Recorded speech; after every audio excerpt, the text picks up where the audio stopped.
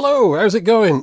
So yeah, if you've been following things, this is a second half to me of a video I've been shooting on the 6th of November, but it will be a separate video on Patreon. So you're kind of getting two updates in November, but really it's just one long one split into two. So without any further ado, let's get on with it.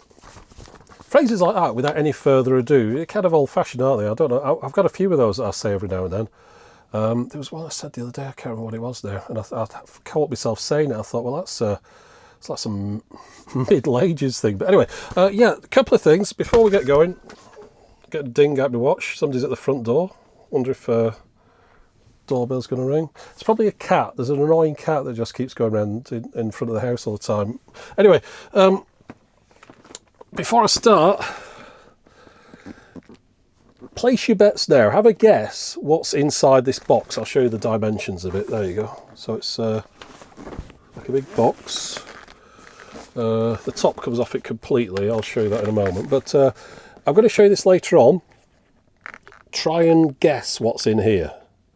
And if anyone does, I'd be surprised. The only people who probably would know what's in here is someone who has used one of these before. So we'll just leave it there. That's a mystery. Exciting, isn't it? I did a bit of jeopardy to the whole thing. Right, now, notice behind me here, chap emailed me about this. I think quite a few people in the UK know about this. It's probably on Facebook or Twitter or whatever, but since I'm not really on either of those, well, definitely not Facebook, it would have passed me by unless somebody mentioned it. You know, in the past I've featured Argos catalogues in quite a few videos, pictures out of them, because it's a good way to get a date, a time, a price, a photo of an item that was out at some point in the past, a consumer electronics item, as long as it's not too high end, because they didn't really deal with high end. They were kind of more mass market. But what I wanted to say, Argos, in case you don't know, and quite a lot of people won't, coming from other countries, is it's a high street store, but you order things out of a catalogue. Each store has catalogues in it, but you also can have catalogues to take home. And the idea is you go in the store, you write down the catalogue item number, give it to someone at a counter. Well, they keep changing the way it works, but anyway, in the back's a big warehouse, and then your thing comes out from there. So yeah, that was the idea. But as a result, all these catalogues, there was like 2 catalogues a year. I think 1 maybe a year at some point, then moved to 2 a year. So you got your sort of spring, summer, autumn, winter. And this is like the big exciting thing that kids used to look through and pick out all the Christmas presents and stuff. But of course, like they're frozen in time now as to like catalogue from a particular year. Anyway, I've used them in the past. There's a website called Retro Mash that has been collecting them, the old catalogues, and scanning them. But now Argos themselves must have realised that this is of an appeal to people. And I don't know whether they did this in combination with Retro Mash's existing scans, or they've done it on their own. But there's now a website of all the old Argos catalogues, going from the 70s, 80s, 90s and noughties. The earliest one is 1974-75. The most recent one is... I suppose they'd be daft if they didn't go up to the current day, which they don't. Yeah, so bang up to the current day. So, if I wanted to pick a catalogue out for 1984-85, I actually remember this one. It's weird, isn't it? You can just remember pictures from your childhood. So they'll have all the watches at the front here. Let's try and find a Casio page. So there you are. There's all the Casio watches. That's that touchscreen calculator one that I had there. Scans aren't perfect, but it's better than nothing. Anyway, that is under the website argosbookofdreams.co.uk. So for anyone that wants to watch, I thought it might be someone wants to look at it. I've got watches on mine now. You might have noticed also, can you see that? Where's my finger? Oh, I've lost it. Oh, no, it's up there, isn't it? The metric time thing. Somebody noticed last time I did a video, it's working again. I thought it had been deactivated, the API into the Google stats, and I think it has, because they could used to go into it and you get the individual number of subscribers, you can see it going up and down. Well, now it's just based on 1,000, which is how Google have based it on YouTube, but also it's information that anyone can view, because you just go and that's shown on your page. So I don't think it's kind of it's like connected in with the API anymore. I think it just kind of reads it off a you know, I don't know how computers work, you know, got chips in them and stuff, haven't they? Now I want to talk about this 45 video. Just finished making this one. I don't know how much you can see on the screen there, but yeah, I've got my 45 player here. This video will have gone out before the first of these two extras. There's something about making some of these long videos that actually sends me a little bit insane. I don't know if it's coming across on this video, but you know, I mentioned October was in the previous video, I mentioned October was a bit of a disaster as far as numbers go, all views, everything was down 50% about. And that's because I was trying to do shorter videos, like, as I call them, cheese sandwich videos. Shorter, not necessarily in length, but shorter in production time videos. And in an attempt to gain some days back, to have enough time to do the video about the 45's justice. And I knew it was going to be a long video, and a complicated video. And I don't really do scripts, as you know. Well, you might not know. But I have everything in my head as to what I want to cover. Then later on, as things go on, I do start writing stuff down now, because I found it is a little bit quicker right at the end when I'm trying to verbalise what I see in the clips that I've edited together, just to get the time right and see if it all fits, and remind myself to cover certain topics. But for the vast majority of the production process, it's in my head, and it sends me a little bit balmy making these complicated videos. Because while I was doing those other quick videos, I'm thinking about this video, and I want those out of the way, but I want to be able to release them one a week, and just to give myself time to sit and think about this and get all the research. There was a lot of research, a lot of reading of old articles, a lot of getting together of pictures. I bought the record player just for it. That cost me £200. I bought another couple of £100 worth of records from the US, most of which are titles I'm not in the slightest bit interested about. However, they told the story. They were either the right colour vinyl, they came out the right year, they had the right logo on them, all that kind of stuff. A lot of all that stuff, waiting things for come in the post. And then I did all the bits to camera before I did all the rest of it. But you know, there's this whole process that with a shorter video, it doesn't stay in my head as long. It's quicker. You're kind of covering the things a little bit quicker. But it's kind of a madness that happens with these long videos, that all I'm thinking about is this video for like a couple of weeks. I'll go to sleep thinking about it. Well, I say I'll go to sleep. I haven't been sleeping because of it, because you have thoughts in your head and you're trying to switch your brain off, and it's going, yeah, well, you could do that. What if you shot that differently or whatever? And then all that starts coming in. And it's been like 2 in the morning before I've got to sleep, and I've been lying in the bed for like 3 hours. And then in the morning I feel dreadful. So then the next day's production only starts in the afternoon. It's this kind of process that kind of snowballs into a really unpleasant experience. But it was a video I wanted to make, and I know it's not going to make any money. That's the thing at the end of it. And I'm not talking like, oh, I'm trying to make a fortune, but I know it's going to lose money. It's going to cost me more to make, more in time and more in the things that I've got than it's going to bring in. There's always the potential that one of these things is going to be successful, and people go on about longer videos, better for advertisers and all that kind of stuff, and view counts and all that business. It's not true. The most successful video I've made in years was about 6 minutes long, wasn't it? That one about the Sears thing. The longer videos, whilst to me they're valuable in that they're kind of canon. They're part of the stuff on the channel. They're the things that people will come to in time, that tell a story, like the mini disc video, for example, and then might encourage people to go on and do other things. So there's a kind of knock-on effect with the longer videos, and they're more for patrons as well. That patrons don't pay to see a 6-minute video. They want something with a bit more substance. But to be able to make those videos like this, there has to be the shorter videos, has to be the cheese sandwich videos, has to be the kind of filler stuff in a way, because otherwise that wouldn't happen. This took months to put together. Well, if every video took months to put together, there'd be no videos. So there's got to be some videos that don't take months to put together that I could then fit in between.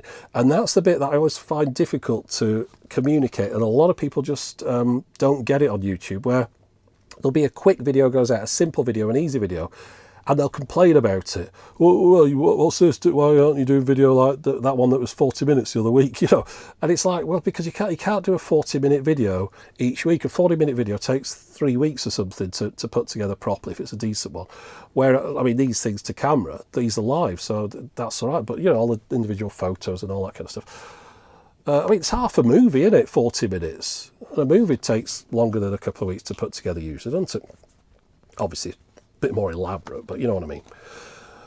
So yeah, you can't always have every video as good as your best, and I know that, and it's deliberate. I know that some videos aren't as good as other videos. A video that I shot in an afternoon that's 5 minutes long is not going to be as good in my head as a 40-minute video. But then the views might show that that short video outweighs all of the time I put into the other one. So these things then end up being passion projects. They're things that I want to make videos about, that I'm interested in, that I think other people might find interesting, that will stand the test of time, will be evergreen videos that will hang around on the channel.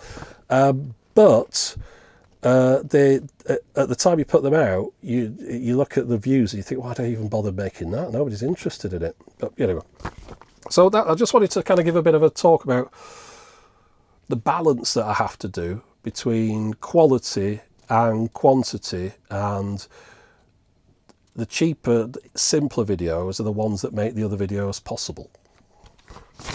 Moving on, Ryobi video.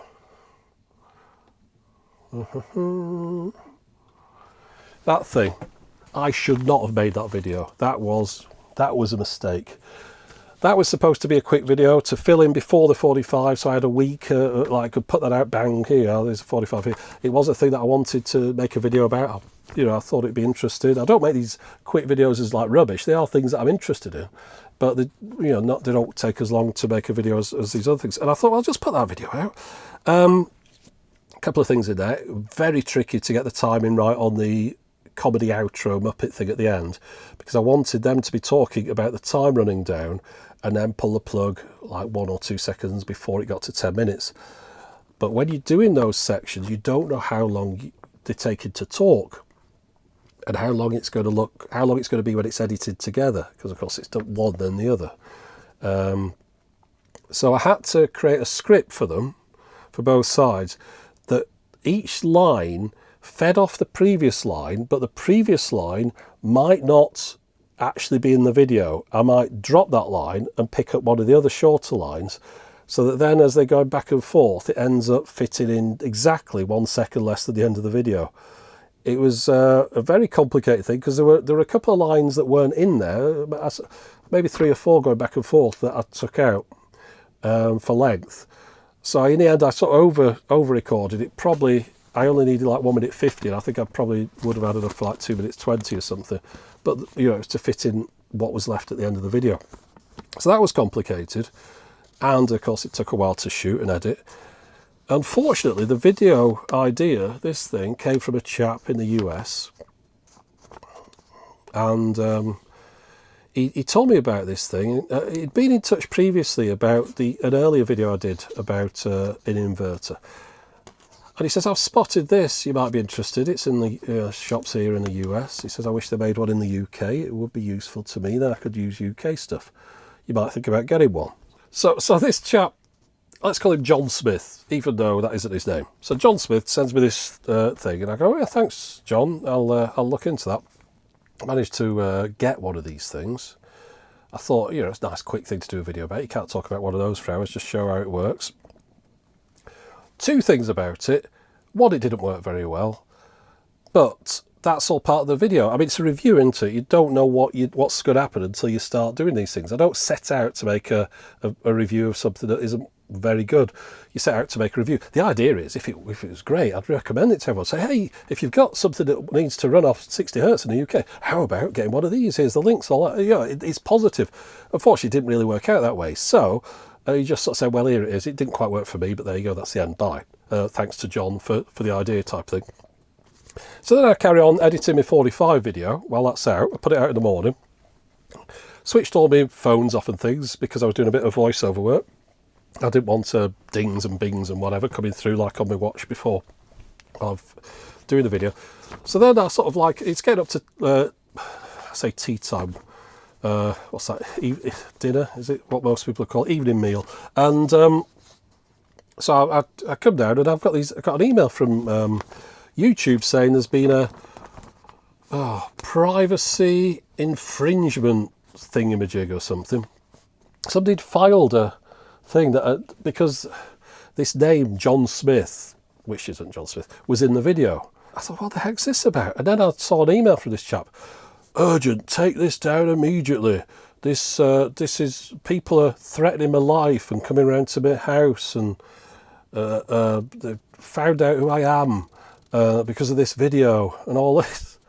And I'm like, what's all this about? The thing that's in the back of my head here is, when the 8-Bit Guy does his unboxing videos and he's got things from people that they've sent him, you know, thanks to Terry Johnson in Australia who sent me this computer. Thanks to Bill Richardson in Germany. Well, it won't be a German name, but anyway, it might have been expat. But you know, it just gives the name. It's a courtesy thing, and that's what I was doing, a courtesy thing. Oh, thanks to John Smith for this idea. You know, didn't realise everyone was going to give him death threats or whatever. It never even occurred to me that a full name would be an invasion of privacy. So anyway, I had to take the video down. Well, you can blur things out in a video, because I actually said thanks to John, but on the screen it said John Smith. Didn't have his email address, just said John Smith. So it's not John Smith again, I've got to point out, because obviously I'm just using a name. So I tried to blur it out using the YouTube editor. The YouTube editor's useless, because you do an edit in there, it takes 4 or 5 hours for it to apply. So I had to take it into a private state, because of course this guy's going crazy about his name being on screen. And I was just waiting for this thing. I thought, I bet I could upload this again quicker myself. So I went in it, edited it out, so it didn't show John Smith on the screen, re-uploaded it, it had processed it, and it was ready before YouTube had applied this blurring, which might not have worked, because the way that it looked when I did the preview of the blurring, it looked like it was coming in too late, but if you put it in early, they sort of moved up the screen. Very weird system. So it's much better I did it this way. So I then had to obviously delete the first one, make the new one live, and then everyone goes mad over, why is this a re-upload? Why is it re-uploaded? Now, one thing I didn't put it into the subscribers feed second time, because of course that's 2 subscriber notifications for a video that the people have already seen. I think 30,000 people had seen it before I went for the re-upload. So I didn't put it in the subscribers feed. There's a tick box you can say don't, you know, and then it just goes in the videos. And then of course, if anyone is a subscriber, it still appears in recent videos from this channel at the top, so it doesn't make much difference really. But everyone's like, why is it's not appearing in my subscriber feed, and why is this re-uploaded? We demand to know. There was one guy who says, I demand to know why this was re-uploaded. Just like really rude about it, all the way down the comments. It was a video, I just thought, oh, I should not have made that video. Everyone that watched it complained about it. Anyone that watched the re-upload complained about the fact it was re-uploaded. I had a guy who was losing his mind that his name had been mentioned, and the thing itself was rubbish. It just made me think, oh, why did I bother, you know? And you get these things every now and then. So an absolute, utter waste of time. But yeah, as far as re-uploads go, as you know, probably following on Patreon here, it does affect things, because people have asked me in the past to put Patreon videos out with the link in the article, as well as the video, the link to the video on YouTube, because what that does is when it comes in as a notification, as an email, as a new Patreon update from TechMoan, you get the link and you can just click on it. You don't have to log into Patreon and all that kind of stuff. It's just one less step, and I appreciate that. The problem that comes though is if somebody says, oh, you know, in minute 3 of the video you said it's blue and it's actually green, I'll be like, oh no, I didn't realise that. So I'll go in, do an edit, re-upload it, and then I'll replace the video on Patreon, but everyone's still got that email with that link on it, so they'll click on the link and it'll take them to the old version of the video. The idea is obviously to get stuff right first time, but it's not always possible, and that's what Patreon's for me, that I'll put something out in advance, and quite often people suggest, oh, you should have opened it up and showed us what was inside. I think, oh, I never even thought of that. Yeah, of course I should have done that. You know, like it's having a second pair of eyes on something. So that was what it was all about, putting stuff out early. And as a result, quite a lot of the videos I've gone in, added a bit or took a bit out or whatever. And by the time it's got out on YouTube, the video's better than it would have been, thanks to people's input on Patreon. But there's a flip side to that, and that sometimes videos will disappear and come back again. And I'd rather people told me if something was wrong. That's the thing, because off this example, once it went out on YouTube, if it's gone out on YouTube and you take it down and put it back up, then the stuff hits the fan. On Patreon, everyone just goes, oh, fair enough.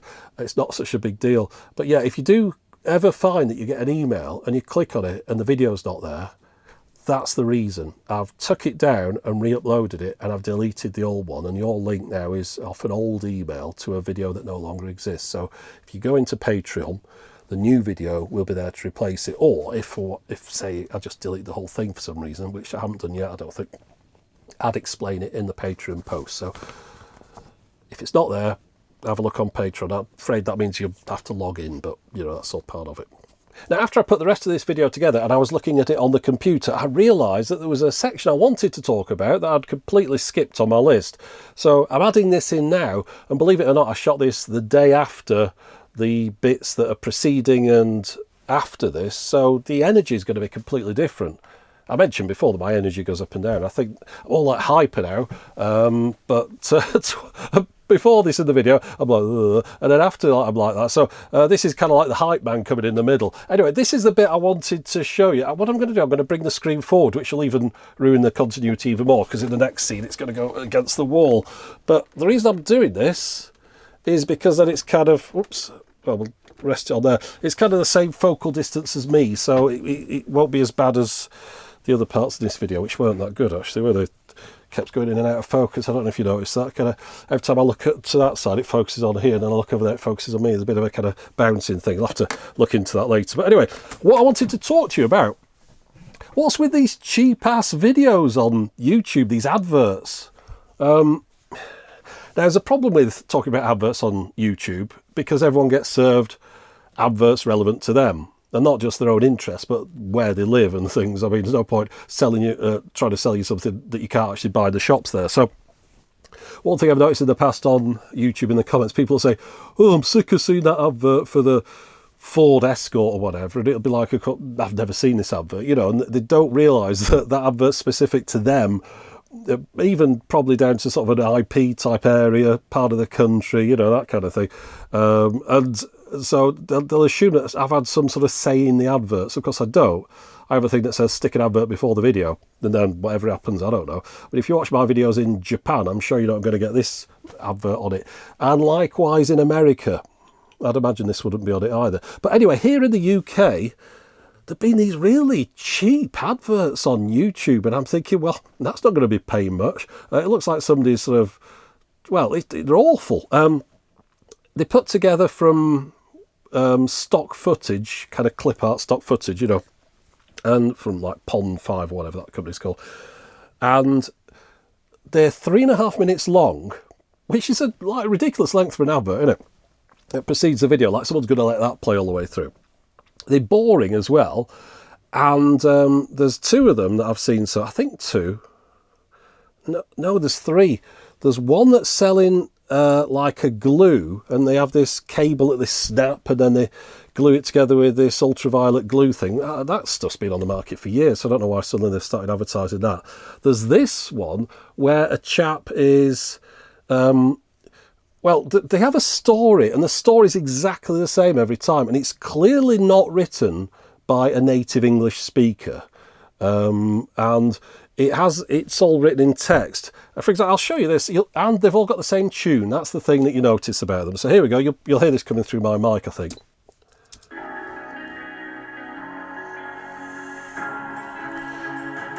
It just goes round in a loop, this thing, and it drives you potty.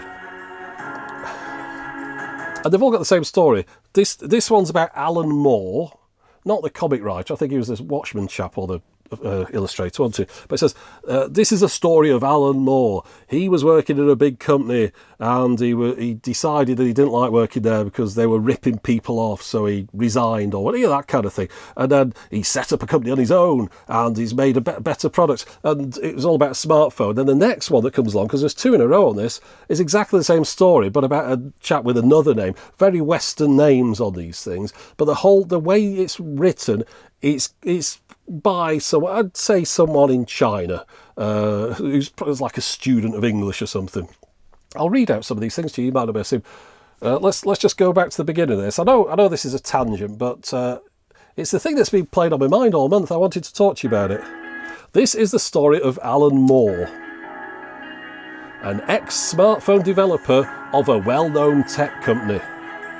Alan quit his job because of the company's unethical sales tactics.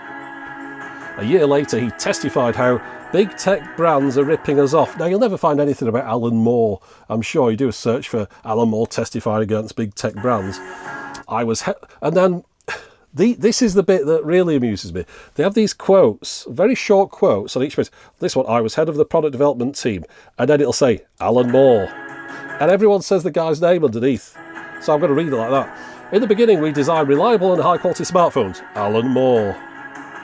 But over the years, we started using cheaper materials. Alan Moore.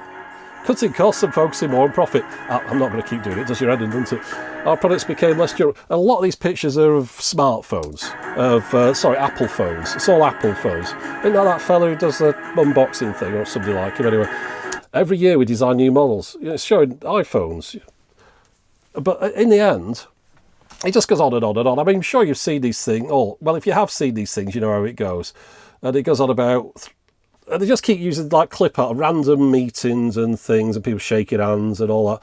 I was offered a promotion if I moved to China, Alan Moore. The fact that my team had lost their jobs made me angry. But then Alan Moore got an idea. What idea did he get? He invited his team to a meeting.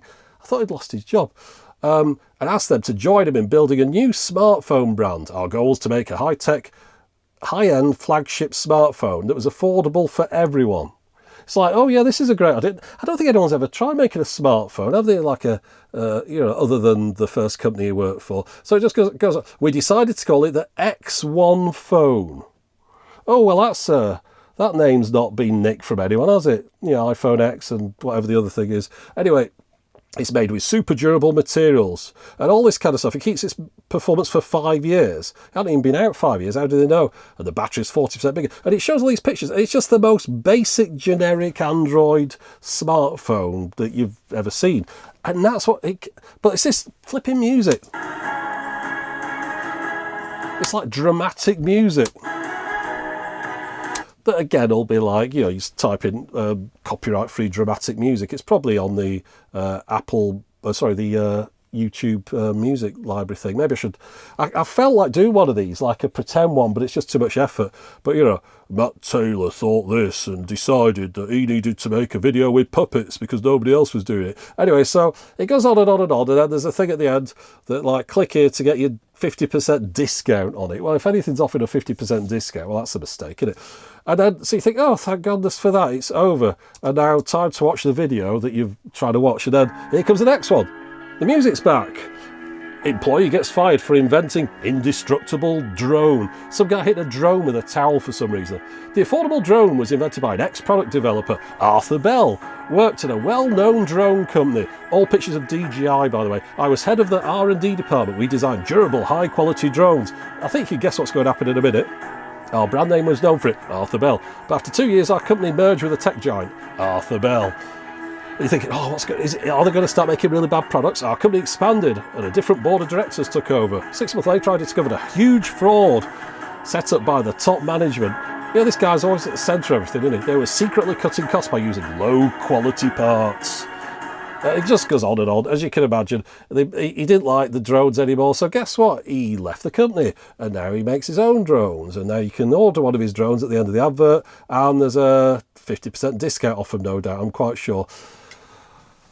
Yeah, there's one at the bottom, 50% discount. Blade 720 Pro. Anyway, these adverts, they're awful. They're absolutely awful, and they're off-putting, and I'm thinking, what's happened to YouTube? Has it gone down market? Because you used to get you put your video up, and of course the people pay to have an advert on YouTube and goes in front of your video. Now, if it's you get like ones for advertising cars and things, and perhaps, I don't know, maybe iPhones or whatever, decent quality things. And then these trampy adverts have turned up that look like some chimps put them together in kind of iMovie's with all flipping free footage and stuff and a dodgy background tune that plays over and over with the exact same story for all of them. This guy worked here. He found out everything was crap. He left. He made a new company. And now he's made another thing that's exactly the same as the thing he made before, made in China by the same factory. Absolute garbage. Anyway, I thought I wanted to mention that. I'll put that to the back now, and then if I do that, I can cut this back in the video. It looks like nothing's happened other than the energy in this scene has completely changed. It's almost like there's two different people. It's like Jekyll and Hyde. There's me, Mr. Hyper, and now let's go back to the really boring, dull guy who clearly needs to have a lie down. There is a thing called PhonoCut on Kickstarter. It's a record lathe for the home. Occasionally I've seen record lathes on eBay. They usually come from Israel for some reason. I'm not quite sure why, but they're always from Israel, and they're always like about $3,000 or $4,000 or pounds or something. This one is about $1,000 on Kickstarter. The reason I mention it is a lot of people have been emailing me about this and saying, hey, have you seen this? The thing is, I have seen it because I've kind of got a tiny little connection with it. The chap who's behind this PhonoCut is a guy called Conron V. It's the chap who did the I've got it up there, I'm not going to lift it down, I'll bang my head. It's the quad vinyl that I showed with Susan Charney, first quad vinyl release in years. It came with its own decoder, you might remember that video. Well, he was the chap behind that.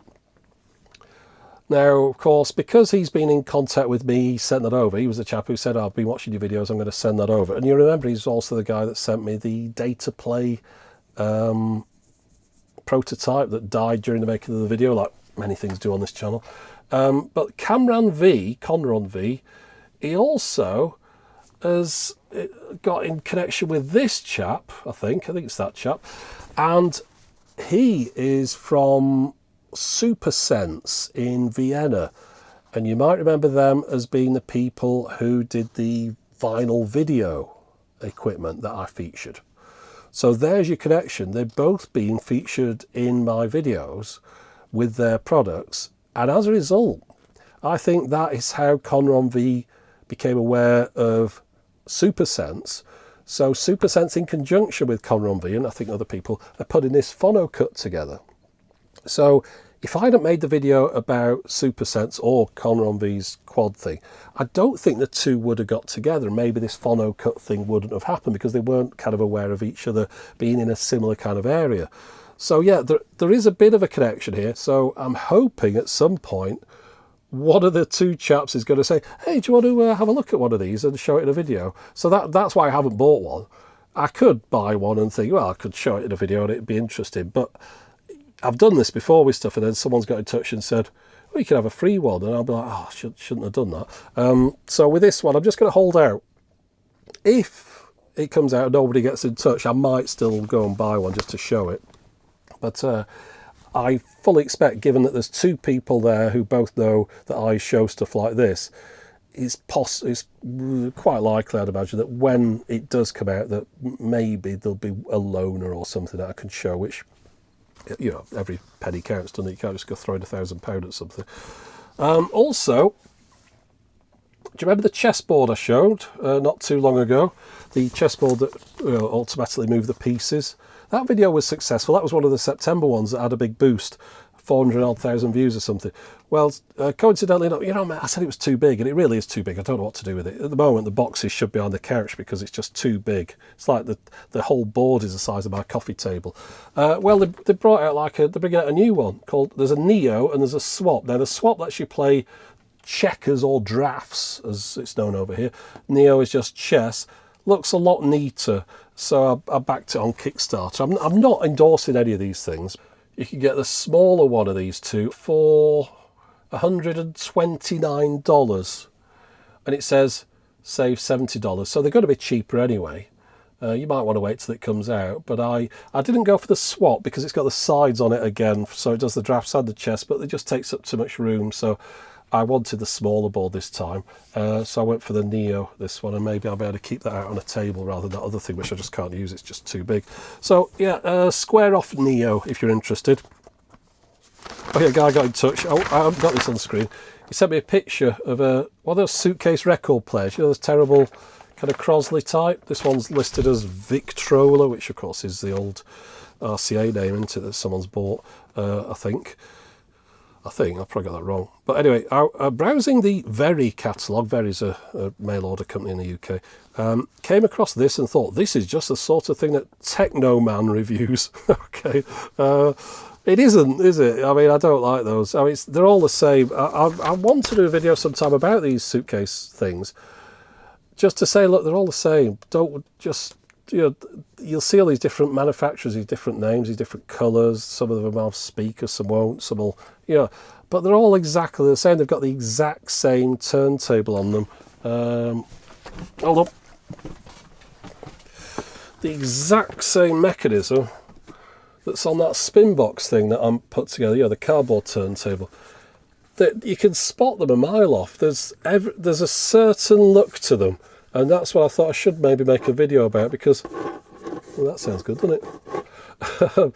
Because you're just buying this, and this is like a $5 part, and you're just buying it in a different coloured box every time, and somehow everyone thinks that they're all different to one another. So yeah, I won't be reviewing that Victrola, because I put one together out of a cardboard box and it'll be just as bad. Just wanted to mention a couple of other Kickstarters. Wheel by Miniot. I mentioned this one because I think it's the one that I've had outstanding the longest.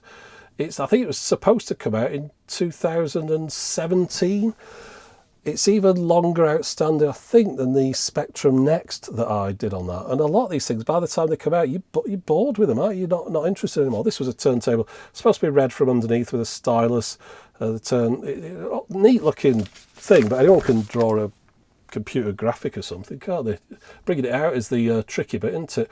But I think we've got to stop it there. So I'm a little bit low key on this second one, I'm afraid. Maybe I shouldn't have done two in one go, so apologies for that. But I wanted just to finish this on, do you remember the box from the beginning? That everyone's on the edge of their seats on this now. Oh, hit the microphone, that's not a good thing, is it? Right, so here's the box. I'll take the lid off. Oh, it's a folding open lid. Right. See, anyone know what that is? World's largest floppy disk? No, let's get it out. This is a recordable laserdisc, A and B. This Sony CRV disc holds 24 minutes aside, I think. Record once, you know, worm, write once, read many. So expensive as well, very expensive when it came out. Only for professional use, not really for home use. The discs in the caddy can't be removed, and if they could, which you could crack them open, they couldn't be played in a normal player. It has to be played in one of the CRV machines. But the reason I've mentioned this is a chap who works in Liverpool Museum said they were going to throw out this stuff. Would I be interested in having it? And in reality, I'm kind of not that interested in having it because it's taking up a heck of a lot of room. In fact, I'll show you some pictures now. It's in the lounge, taking up a corner of the room at the moment. But of course, I am interested in just showing it in a video. I've got it just for that purpose. I've got one blank disc, and I've got this recorded disc, which apparently has got some photos on it. And it was something used by the museum in the past. And they were just going to put it all in a skip, or whatever you do with old electronics, but not going to sell it, not that kind of thing. No, there's no intrinsic value in this whatsoever, second hand or anything. Of course, technology's moved on. But the reason I'm showing it to you early is because I know almost nothing about recordable laserdisc. Now, I can do Google searches the same as everyone else, and I have done. And there's a couple of things I do know previously, such as LucasArts used recordable laserdisc on their Edit Droid system when they were doing Star Wars and things. But these CRV discs, they weren't using these. Does anyone have any experience of CRV that's watching this? Because there are people who watch these videos who are much more knowledgeable than me, who come from like the recording industry and stuff and television, all that kind of thing. All I know about these is potential use in television as far as instant replays of football matches and things. I could just do a quick show and tell, here's a CRV thing, or I could have a bit more of a story with it, and that's what I'd like. I'd like some kind of background information into this from somebody that knows. So if you do know about CRV Laserdisc, first-hand experience, please comment under this video. But that's it for this one. So yeah, I'll definitely need another coffee. I don't know how long this one's gone on. It's another long one, isn't it? So yeah, thanks for sticking with it. And again, as always, thanks for being a patron and for being there and being helpful and positive and supportive. And as I say, if you do see any errors, mistakes, faux pas, inappropriate things like my Nelly Forbush, if you see anything that's inappropriate, just mention it when it's on Patreon, because there's a couple of days notice there and I can do an edit, I can take something out, because it's much better for me to get it fixed before it goes on YouTube. That thing with that Ryobi thing nearly made me give up the whole flipping shooting match. But anyway, hopefully November's going to be a better month. I've got a couple of things planned. That's it for the moment. As always, thanks for watching. Oh, nearly forgot. Hey, that's all, folks.